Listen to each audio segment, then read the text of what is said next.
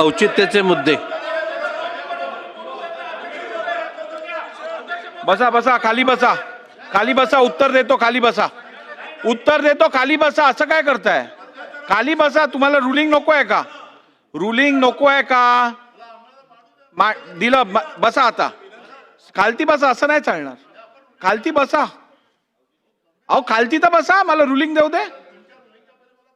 असं नाही चालणार. माझ्या रुलिंगच्या आधीच तुम्हाला बोलायचं. बसा बसा बसा. सन्मान्य सदस्य विजय वडेट्टीवार साहेब, सन्मान्य सदस्य नानाभाऊ पटोले, सन्मान्य सदस्य असलम शेख साहेब, या तिघांनीही एकाच विषयावरती स्थगन प्रस्ताव दिलेला. मी अपवादात्मक परिस्थिती म्हणून तिघांच्या वतीने केवळ एकाला संधी दिलेली. मी दालनात, ऐकून घ्या, मी दालनात सदन प्रस्ताव नाकारलेले आहेत. त्यामुळे आता याच्यावर चर्चा होणं अपेक्षित नाही. नंबर 2, सन्मान्य सदस्य नितीन राऊत साहेबांनी जो सदन दिलेला आहे तो आजच्या औचित्याच्या मुद्द्यामध्ये स्वीकृत मुद्दा असल्यामुळे त्यावेळेला मांडण्यात येणार आहे. नंबर 3, सन्मान्य सदस्य रोहित पवारांनी जो सदन प्रस्ताव दिलेला आहे तो विषय 293 मध्ये आज बोर्डावरती दाखवलेला आहे. त्यामुळे तो मी त्याला परवानगी परत देऊ शकत नाही. आता माझं रुलिंग सुस्पष्ट असल्यामुळे माझी आपल्याला विनंती आहे, आपण त्वरित खाली बसावं आणि सभागृहाच्या कामकाजात डिस्टर्बन्स आणू नये. चला.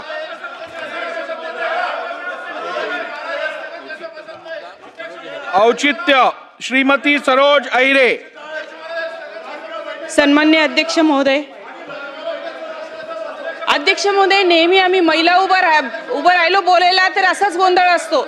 अध्यक्ष महोदय, हा गोंधळ आधी थांबवा, त्याच्यानंतर मी बोलेल. बोला अध्यक्ष बोला, मी महोदय ऐकतोय. बोला बोला, मी ऐकतोय. अध्यक्ष महोदय, अत्यंत महत्त्वाचा विषय आहे नाशिक जिल्ह्याचा आणि इतक्या गोंधळात मी कसं मांडणार? अध्यक्ष महोदय,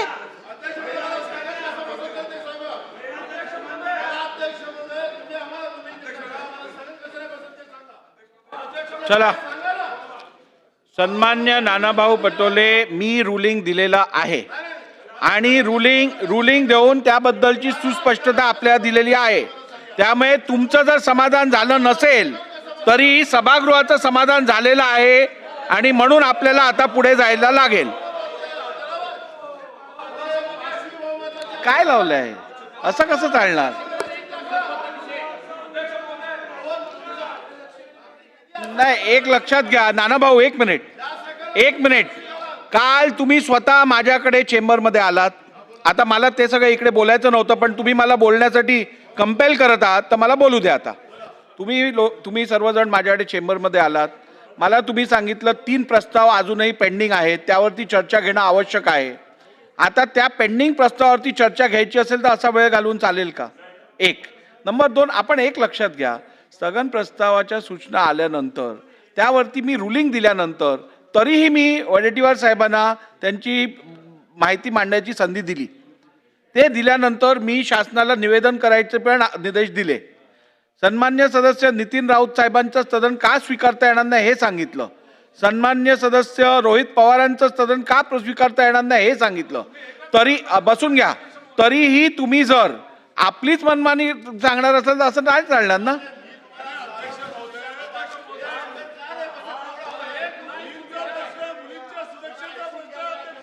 चला, भास्कररावांना बोलू द्या, लॉजिकल बोलतात ते. बसूया, बोलू द्या त्यांना. अध्यक्ष महोदय, माझी आपल्याला नम्र विनंती आहे, थोडं ऐकून घ्या. अध्यक्ष महोदय, आपणही बरेच वर्ष या सभागृहामध्ये आहात, आम्ही मंडळी देखील बरेच वर्ष या सभागृहामध्ये आहोत. ही सगळी जी आयुधं आहेत ही काय आज नव्यानं तयार झालेली आयुधं नाहीत. ही वर्षानुवर्ष ही आयुधं अधिवेशन कालावधीमध्ये वापरली जातात आणि त्यातल्या त्यात ही आयुधं वापरण्याचा सगळ्यात मोठा हक्क हा विरोधी पक्षाचा आहे. आणि विरोधी पक्षाला हेच एक व्यासपीठ आहे की आपले सगळे मुद्दे इथं उपस्थित करता येतात.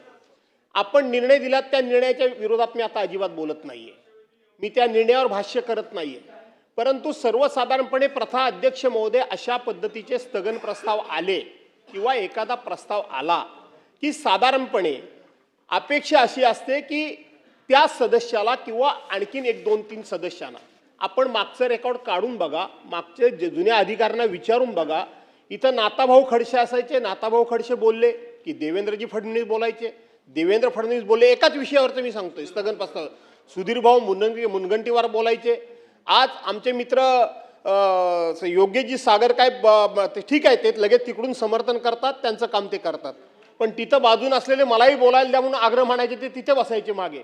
अध्यक्ष महोदय, त्यानंतर शिवसेनेचे गटनेते कोणतरी एकाच दुसरे बोलायचे, पण भारतीय जनता पार्टीचे कमीत कमी 4 लोक एका विषयावर बोलायचे. अध्यक्ष महोदय, आम्ही पलीकडच्या बाजूला बसलेलो असायचो. पलीकडच्या बाजूचे सत्ताधारी पक्षाचे लोक हे सगळं ऐकून घ्यायचे. चेअरपर्सन सुद्धा ऐकून घ्यायचे. कधी कधी चेअरपर्सन असे म्हणायचे की थोडासा प्रश्न झालाय, तो क्रिटिकल झालाय, मला दोन्ही बाजूच्या सदस्यांची मतं ऐकून घ्यायची आहेत, नंतर मला माझं रुलिंग द्यायचं आहे. आपल्याला ती गरज भासत नाही, तो भाग वेगळा. पण अध्यक्ष महोदय, आमची विनंती एवढीच आहे की आम्ही संख्येनं कमी आहोत, पलीकडे संख्येने लोक जास्त आहेत, आणि म्हणून त्यातल्या त्यात असे मुद्दे येतील तेव्हा एकाच दुसऱ्या सदस्याला आपण जर बोलायला दिलं तर फार बरं होईल. सभागृहातलं वातावरण चांगलं राहील आणि ही जुनी प्रथा एवढं. सन्मान्य सदस्य भास्कर जाधव साहेबांनी आता ज्या प्रथा परंपरेचा उल्लेख केला त्या संदर्भात मी आपल्याला एवढंच सांगू इच्छितो, कुठची प्रथा परंपरा इकडे मोडण्यात आलेली नाही आहे. त्या प्रथा परंपरेच्या अनुषंगानेच मी सन्मान्य विजय वडेट्टीवार साहेबांना बोलायची संधी दिली. 1 नंबर 2, आज आपल्याकडे ऑर्डर ऑफ द डे बघा, 293चे प्रस्ताव अजूनही पेंडिंग आहेत.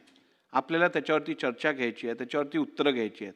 आता पीठासीन अधिकारी म्हणून ज्या वेळेला मी काम करत असतो तेव्हा सभागृहात जास्तीत जास्त कामकाज करून घेणं आणि सगळ्या विषयांना न्याय देणं ही माझी जबाबदारी आहे. त्यामुळे अशा परिस्थितीत तुम्हाला मी थोडक्यात मांडण्याची संधी दिल्यानंतर माझ्याकडे 9 ते 10 सदन आहेत, अजून 2 तास घालवूया का आपण ह्याच्यावर? असं नाही चालत ना. थोडं थोडं तुम्हाला आता मी सांगितलं. आता ऐकून घ्या. आज 293च्या चर्चेमध्ये जो मुद्दा रोहित पवारांनी मांडलेला आहे तोच मुद्दा आहे. आता परत वेळ ह्याच्यावरती घालवायचा का? आता औचित्याचा मुद्द्यांमध्ये नितीन राऊत साहेबांनी मांडलेला मुद्दा इन्क्लुडेड आहे, परत त्याच्यावर वेळ घालवायचा का?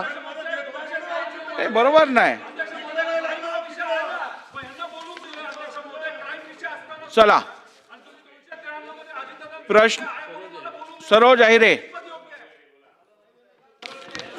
सन्मान्य अध्यक्ष महोदय, माझ्या देवळाली नाशिक विधानसभा मतदारसंघातील प्रस्तावित शासकीय अभियांत्रिकी महाविद्यालयासाठी माझ्या विधानसभा क्षेत्रातील म्हणजे सय्यद पिंपरी येथे 20 एकर इतका शासकीय भूखंड उपलब्ध आहे व शासकीय भूखंड उपलब्ध असताना सुद्धा 2000 अध्यक्ष महोदय,